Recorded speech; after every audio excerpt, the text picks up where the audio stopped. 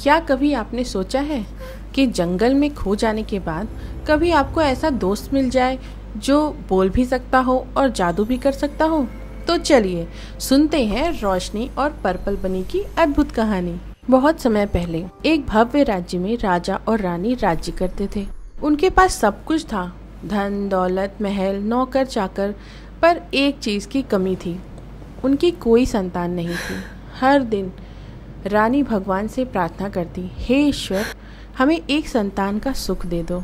कुछ समय बीतने के बाद एक दिन मंदिर में दीप जलाते समय अचानक पूरा कक्ष सुनहरी रोशनी से चमक उठा। कुछ ही महीनों के बाद रानी ने एक सुंदर सी बच्ची को जन्म दिया और उसका नाम रखा रोशनी। पूरा राज्य खुशी में झूम उठा। हर तरफ ढोल नगाड़े बजे, नृत्य हुआ और हर किसी के चेहरे पर मुस्कान थी। लेकिन किस्मत को तो कुछ और ही मंजूर था। कुछ साल बाद राजा एक भीषण युद्ध में मारे गए। रानी का दिल टूट गया। दुख के बोझ में वह बीमार रहने लगी और जल्द ही वह इस दुनिया को छोड़कर चली गई। बेचारी छोटी सी बच्ची के सर से माँ और बाप दोनों का साया उठ गया था। अब वह अनाथ हो गई थी। पर कुछ समय बाद उसकी नानी उसे अपने घर ले आई और बहुत ही प्यार से पाला। धीरे धीरे साल बीतते गए। रोशनी अब बड़ी हो रही थी। गांव के एक छोटे से घर में रोशनी अपनी नानी के साथ बहुत ही प्यार से रहती थी।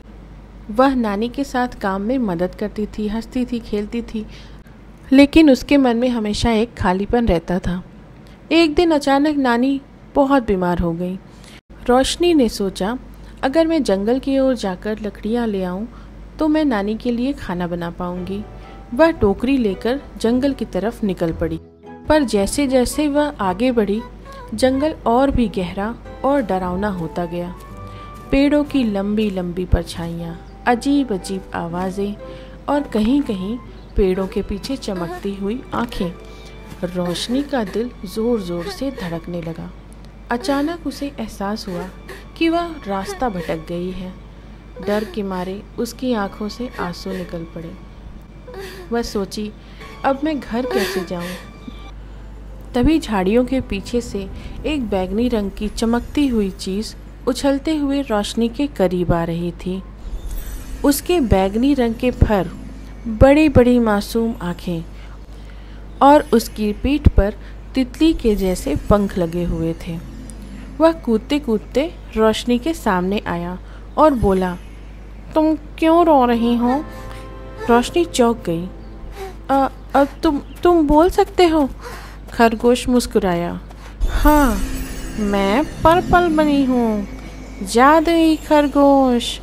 और ये जंगल साधारण जंगल नहीं, ये जादुई जंगल है। रोशनी ने रोते हुए बताया कि वह खाना बनाने के लिए लकड़ियाँ लेने आई थी, पर वह रास्ता भटक गई और घर पर नानी बीमार है। अरे तुम चिंता मत करो, तुम्हारी नानी अब बिल्कुल ठीक हो जाएगी।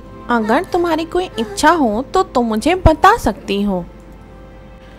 रोशनी ने आंसू पोंछते हुए बोला, हाँ, मैं अपने मम्मी पापा को एक बार देखना चाहती हूँ। पर्पल बनी ने बोला, अरे बस इतनी सी बात, ठीक है, मैं तुम्हें अभी दिखाता हूँ। पर्पल बनी ने अपने पंख को तेज से फड़फड़ाया और अचानक से चारों तरफ चमकदार रोशनी फैल गई। अचानक पूरा जंगल सुनहरी रोशनी से भर गया। उसके सामने उसके माता पिता की छवि मुस्कुराती हुई खड़ी थी। रोशनी दौड़कर उनसे लिपट गई। उसके माता पिता ने बोला, बेटा, हमेशा अपने दिल की आवाज़ सुनना, हम हमेशा तुम्हारे साथ हैं। रोशनी की आंखें बंद हो गईं।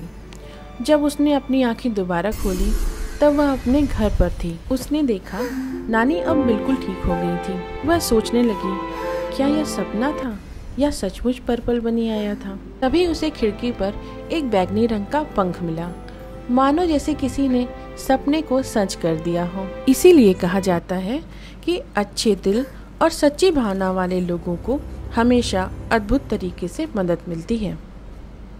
Kids, if you like this story, don't forget to share and subscribe to Shruti Tiny Tales